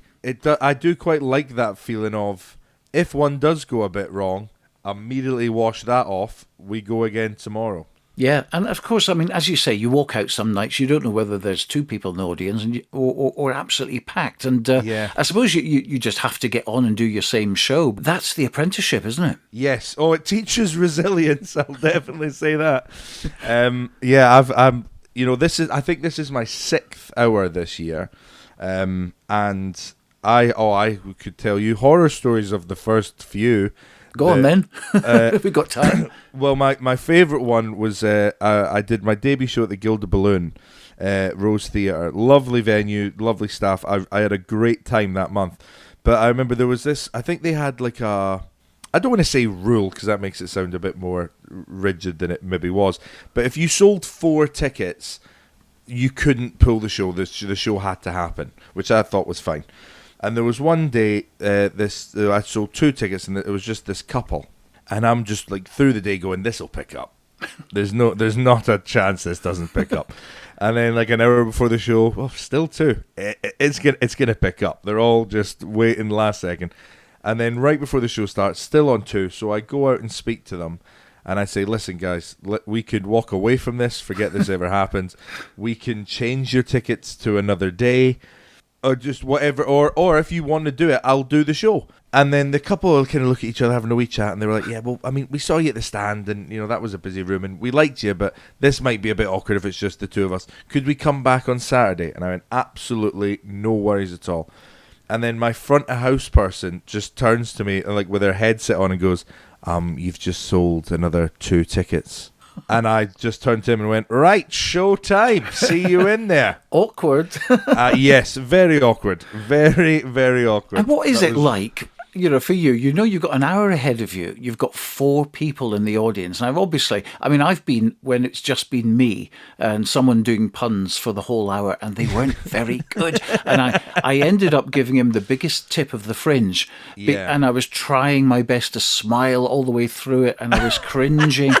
So from an audience point of view, it can be awkward as well. Oh, my Lord, of course it can. But then you get some success stories, like a good buddy of mine, Robin Granger. He had one person in his first opening night of the festival, I think maybe like 4 or 5 years ago now or something.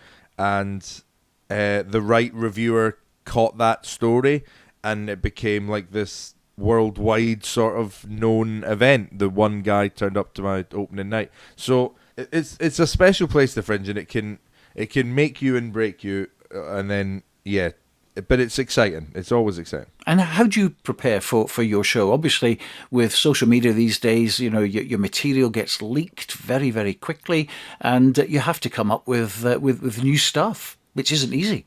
No, it's the mad thing about the Fringes, because I stayed in Livingston, which is like 15-20 minutes on a train outside of Edinburgh.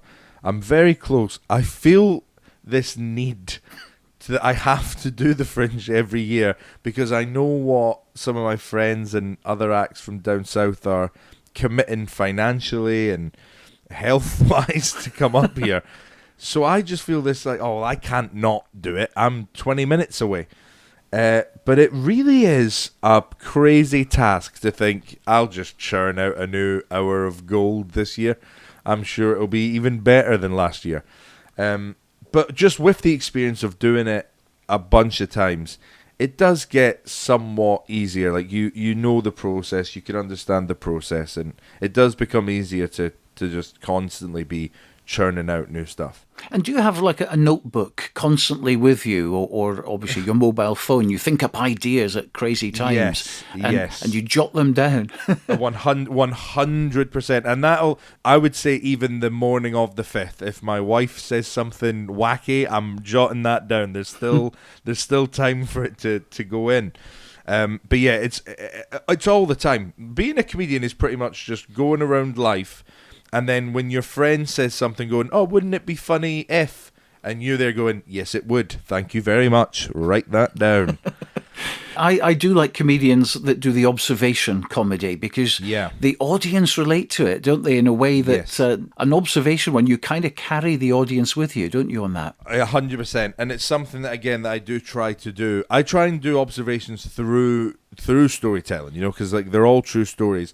But there is no better feeling as an audience, I think, than when you stumble into a little bit of the human experience, and the audience are there going, bah, I've been that person, or I know a situation that this reminds me of. You've tapped into something there that is special. And this year it's all about, for me anyway, the awkward ones of those. And I'm trying to encourage people to be more free and willing to share those stories that you might not wanna, because you might be going, oh no, that's too, I'm taking that to the grave. Share it, tell it, because I guarantee you these are the stories that are worth telling, and they're going to make people laugh. Now, I was interested, I was having a look at your biography and all the rest of it, as you do a little bit of research before you talk to the guests, which is only respectful. And I noticed there was an interesting thing you got involved with, England versus Scotland comedy. Oh, wow. Tell me about that. I loved the exciting build-up you gave it. Unfortunately, the answer is the most mundane. it was cancelled. Oh no, was it? Yeah, it was pulled, unfortunately. Clearly, my research didn't hit the nail on that one. That couldn't have been better. I've done a bit of research, as you do, so here comes the big question. Yeah, sorry. No, I was very excited to do it, and it seemed like a cool thing to do, but unfortunately, it was all stuff out with their hands, but the promoter had to cancel it, unfortunately. Right, so what would it have been, and could it come back again? I think there's every chance in the world it could come back again. I've worked with the promoter a bunch on another tour he does called The Scottish Comedians. I really like him. He's great. He runs a lot of good shows up in Scotland year round. I mean, I would absolutely do it again. It was basically 3 Scottish comedians, 3 English comedians, and we were all just going to do like little sets. And then maybe at the end there was like some sort of audience vote for who won. But all of the shows were in England, I think. There was only a few in Scotland. That's not on. We were up against it. Yeah, we don't do very well away from home. We don't do very well at home, really. Famously. But of course, in past times, one thing I know is absolutely true is that you've had a lot of nominations and for awards and things like that, and certainly at the Fringe as well. So does that put sort of extra pressure that you've got to come away with at least a nomination this year? Honestly, this is my honest answer. I'm not going to lie to you, Stuart. It really does not.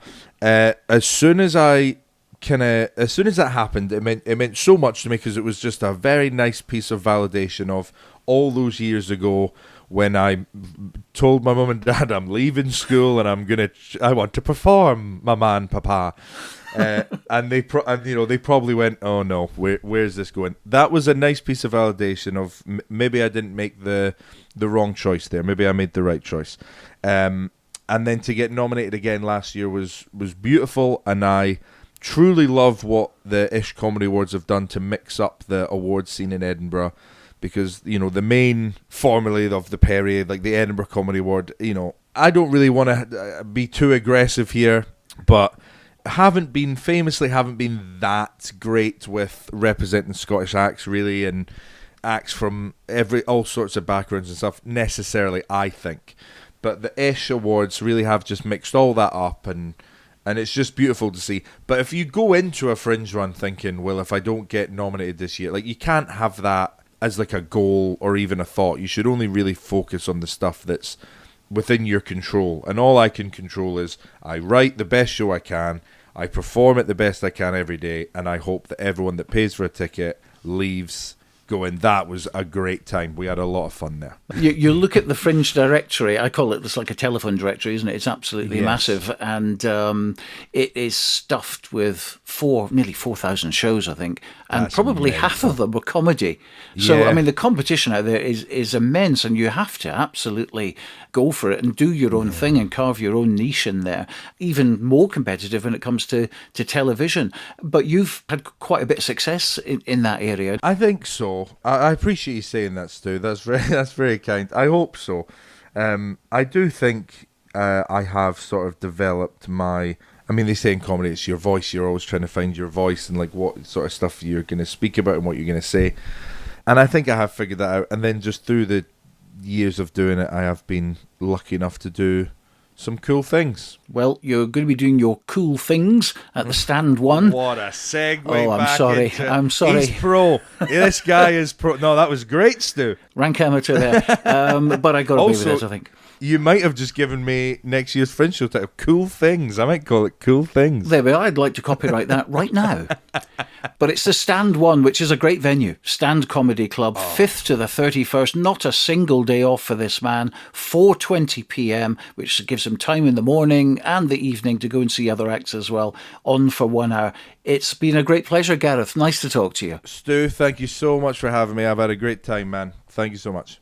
Bringing the festival to you. Fringe Radio. I want to tell you a true story.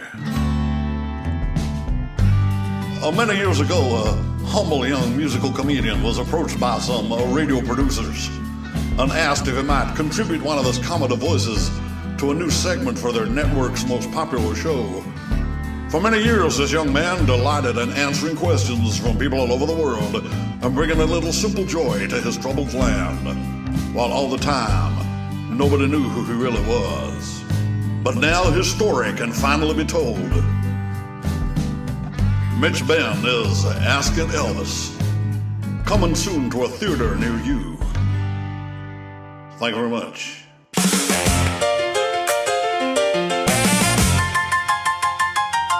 Black Blues Brothers, Let's Twist Again. Fringe favourites, the Black Blues Brothers are back. Expect a rock and roll jukebox, a train station and lots of acrobatics. Every day from August 5th to August 31st at 5 p.m. at McEwen Hall, Bristow Square. Tickets available at edfringe.com. This August, discover the best comedy, cabaret, kids shows and more at the Free Festival. With over 360 daily shows, there's something for everybody at a price for everyone. Donate what you think the show's worth at the end, or book pay what you can tickets to keep the Fringe accessible for everyone. The Free Festival, the real spirit of the Edinburgh Fringe. Full programme at freefestival.co.uk. I cannot believe he asked me to do OnlyFans. Hold on, let's talk about this. There's nothing to talk about. We're always complaining about money. Then get another job. I am not selling my body. I'm listening to me now. I'm good at this. 15 minutes of shame from the 7th to the 30th of August at 7:20 at Playground 2 at Zoo Playground. Tickets at edfringe.com. Bringing the festival to you. Fringe Radio.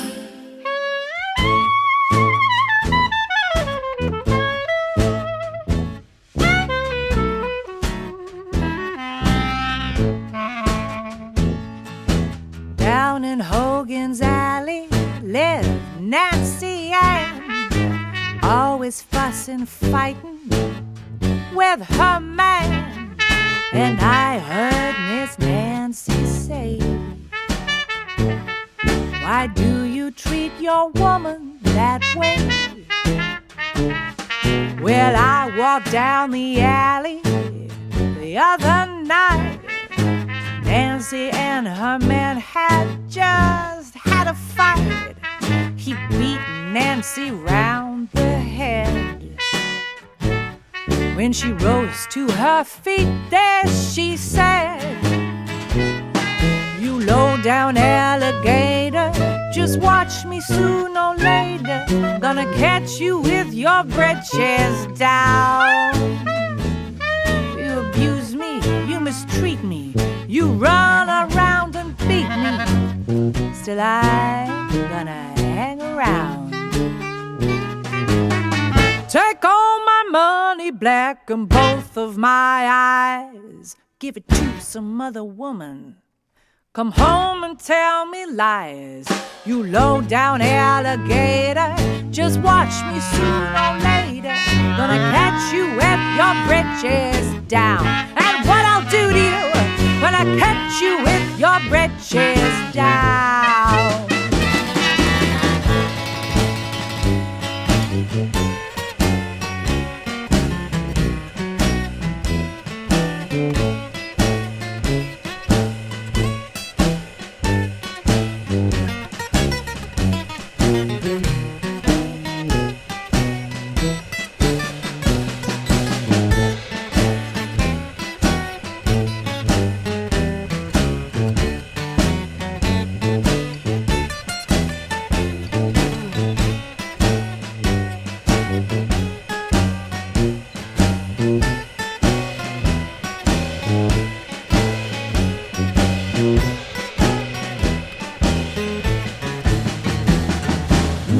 Down, alligator, just watch me soon or later. Gonna catch you with your britches down. You abuse me, you mistreat me, run around and beat me. Still I'm gonna hang around. Take all my money, blacken both of my eyes. Give it to some other woman. Come home and tell me lies. You low-down alligator, just watch me soon or later. gonna catch you with your britches down. What I'll do then when I catch you with your britches down?